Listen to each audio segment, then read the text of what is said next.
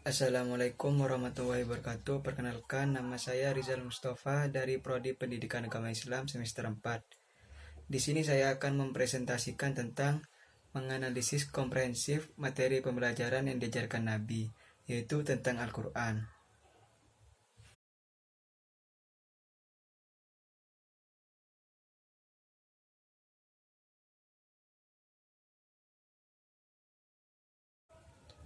Pokok-pokok materi. Yang pertama, kosakata atau mufradat. Yang kedua, terjemahan. Yang ketiga, penjelasan syarah hadis. Yang keempat, pelajaran yang dapat dipetik dari hadis. Yang kelima, biografi singkat perawi hadis sahabat. Ibnu Mu'alla radhiyallahu anhu qala li Rasulullah sallallahu alaihi wasallam alla u'allimuka a'dama suratin fil Qur'ani qabla an tahruja minal masjidi fahoda biyadi falamma aradna an nahruja qultu ya Rasulullah innaka qultu la u'allimannaka a'dama suratin fil Qur'ani qala alhamdulillahi rabbil alamin hiya sab'ul masani wal Qur'anul azimul ladzi utitu.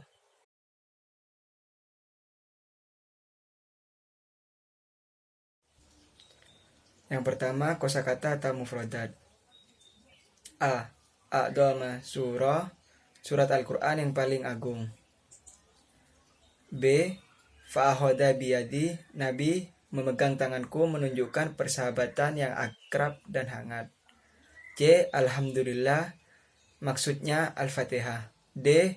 As-Sab'ul Masani, 7 ayat yang berulang-ulang, yakni surat Al-Fatihah yang berulang-ulang dibaca dalam setiap rakaat. E.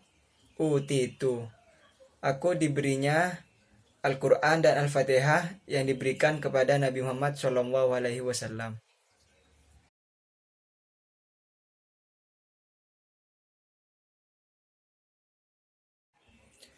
Yang kedua, terjemahan. Dari Abu Sa'id Rafi'al Mu'alla radhiyallahu an berkata, Rasulullah SAW bersabda kepadaku, maukah kamu aku beritahu tentang surat yang paling istimewa dalam Al-Quran sebelum kamu keluar masjid? Kemudian beliau memegang tangan saya, dan ketika kami hendak keluar berkata, wahai Rasulullah, sesungguhnya Tuhan tadi berjanji akan memberitahukan surat yang paling istimewa dalam Al-Quran kepada saya. Beliau bersabda, Alhamdulillahi Rabbil Alamin, yaitu 7 ayat yang sering kali dibaca, dan Al-Quranul Azim yang telah diturunkan.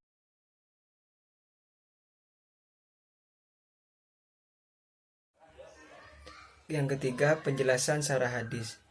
Suatu pengajaran yang indah diberikan Nabi Muhammad SAW kepada salah seorang sahabat Abu Sa'id namanya, dengan didahului penawaran yang menarik perhatian.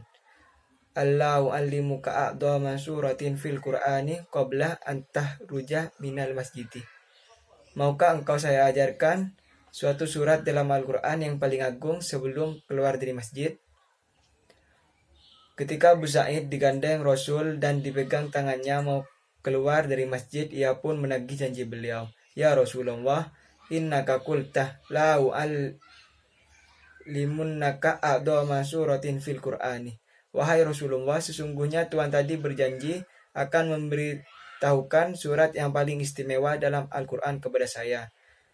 Ini menunjukkan kesungguhan dan perhatian murid yang menunggu dan menagih janji pembelajaran dari seorang guru, yakni Rasul. Selayaknya guru mampu menciptakan suasana murid merasa butuh pembelajaran. Jangan sampai dibuat jenuh dan bosan.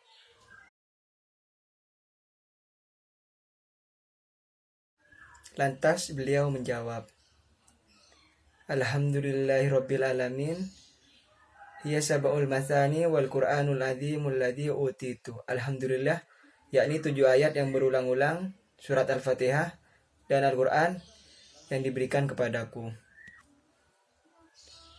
Surat Al-Fatihah sebagai surat yang paling agung, baik agung dalam kedudukannya maupun agung pahala bagi pembacanya. Keagungan Al-Fatihah terlihat menjadi salah satu rukun yang wajib dibaca dalam sholat dan keagungan dalam kandungan yang mengandung seluruh isi Al-Quran.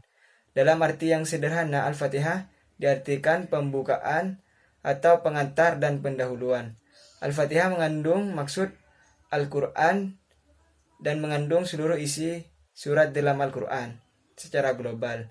Ia menjelaskan tentang Tauhid ayat 1-4, ibadah ayat 5, janji dan ancaman melalui kisah orang-orang dahulu baik yang mendapat petunjuk maupun yang sesat.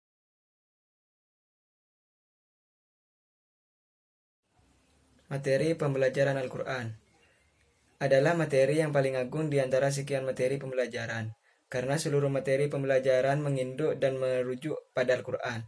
Semua materi pengajaran baik agama maupun umum, sains dan teknologi bersumberkan dari Al-Quran. Betapa agungnya manusia yang mau mempelajari dan mengajarkannya, sebagai sabda Nabi riwayat Al-Bukhari dari Utsman radhiyallahu an. Khairukum man ta'allamal Qur'ana wa 'allamahu. Sebaik-baiknya manusia di antara kamu adalah yang mempelajari Al-Quran dan mengajarkannya. Hadis riwayat Al-Bukhari.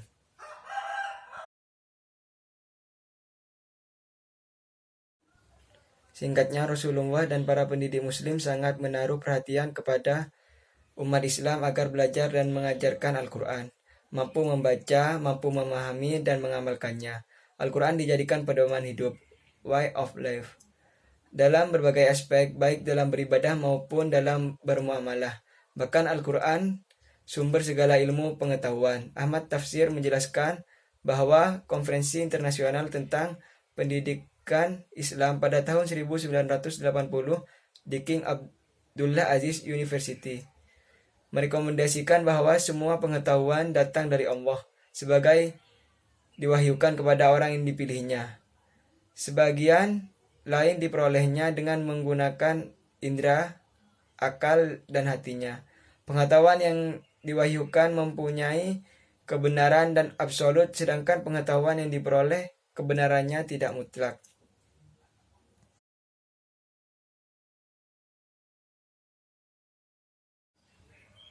Yang keempat, pelajaran yang dapat dipetik dari hadis.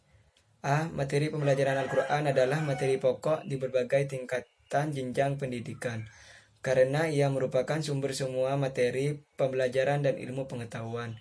Demikian juga tafsir, dan ilmu tafsir adalah bidang studi terpenting terkait dengan Al-Quran. B. Di antara sekian banyak surat dalam Al-Quran, Al-Fatihah merupakan salah satu surat teragung karena ia mencerminkan isi kandungan Al-Quran. C. Sebelum kegiatan pembelajaran inti, terlebih dahulu diawali dengan pendahuluan yang berisikan apresiasi, motivasi, dan tujuan pembelajaran. Maksud membangkitkan kesiapan murid-murid untuk menerima pembelajaran berikutnya.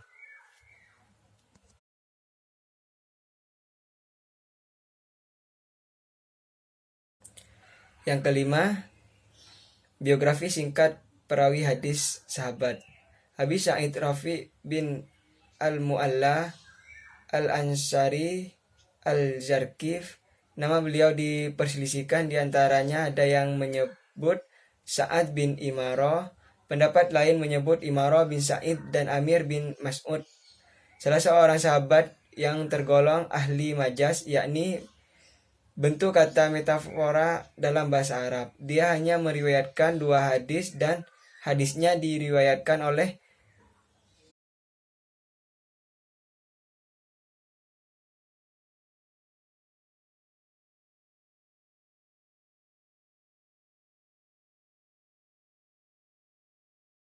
Itulah pemaparan materi dari kami, yaitu materi tentang menganalisis komprehensif materi pembelajaran yang diajarkan Nabi, yaitu tentang Al-Quran.